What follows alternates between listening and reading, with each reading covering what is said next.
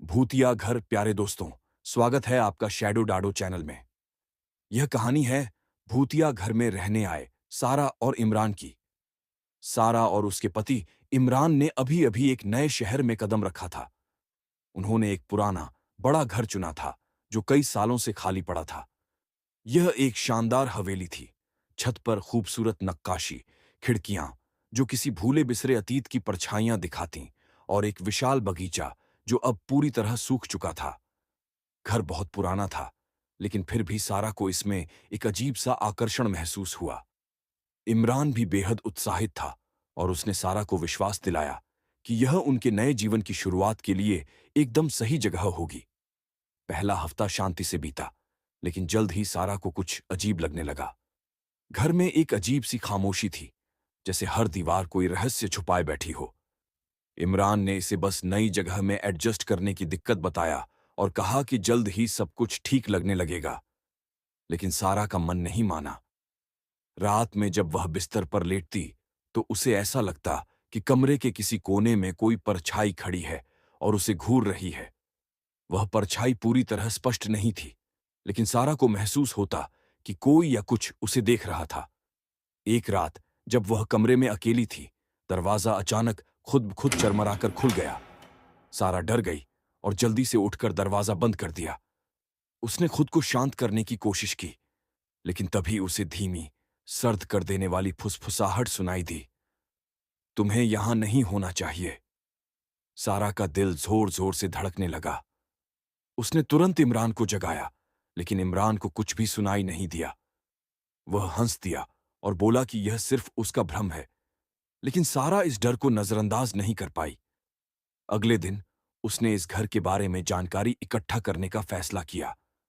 वह पास की लाइब्रेरी गई और पुराने रिकॉर्ड देखने लगी। जो कुछ उसने पढ़ा, उससे उसके रोंगटे खड़े हो गए। ये घर सालों से खाली नहीं था। एक समय यहां एक परिवार रहता था, लेकिन वे रहस्यमय तरीके से गायब हो गए थे। एक दिन पूरा परिवार अचानक लापता हो गया और उसके बाद कोई भी इस घर में रहने की हिम्मत नहीं जुटा पाया। पुराने दस्तावेजों में यहां तक लिखा था कि यह घर जिंदा है। ये किसी को ज्यादा देर यहां रहने नहीं देता। जो भी यहां रहने आता, वह इस घर से कभी पूरी तरह मुक्त नहीं हो पाता। सारा घबराकर घर लौट आई और उसने इमरान को यह सब बताया, लेकिन इमरान ने फिर से उसकी बातों को वहम कहकर टाल दिया। लेकिन उस रात जब सारा बिस्तर पर लेटी थी, पूरे घर में एक अजीब सन्नाटा था। आमतौर पर हवा की सरसराहट और लकड़ी के चटकने की आवाजें सुनाई देती थीं, लेकिन उस रात कुछ भी नहीं।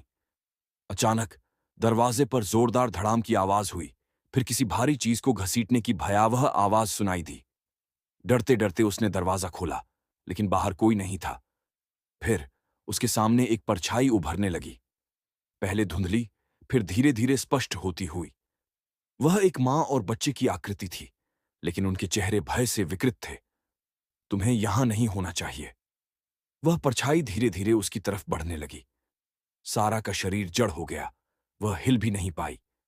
लेकिन जैसे ही वह आकृति करीब आई, वह अचानक गायब हो गई। सारा बुरी तरह डर गई। उसने फिर इमरान को जगाया, लेकिन वह अब भी इसे सिर्फ एक सपना समझता रहा।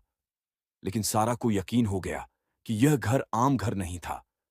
अगली सुबह सारा ने इमरान को किसी भी तरह यह घर छोड़ने के लिए मनाने की कोशिश की, लेकिन इमरान अड्डा था कि वे बिना किसी ठोस वजह के घर नहीं छोड़ सकते। मगर जैसे जैसे दिन बीतते गए, चीजें और भयावह होती गईं। अब घर में सिर्फ फुसफुसाहट नहीं थी, पूरा घर जैसे हर वक्त उन्हें देख रहा था।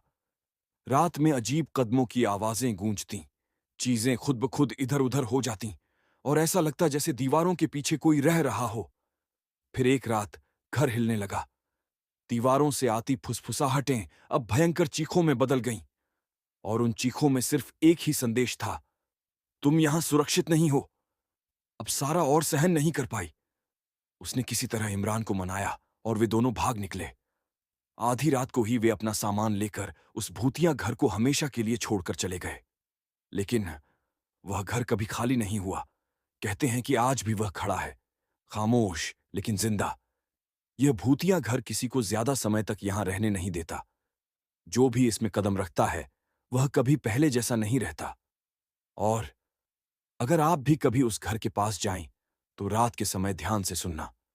शायद आपको भी वो फुसफुसाहटें सुनाई दें।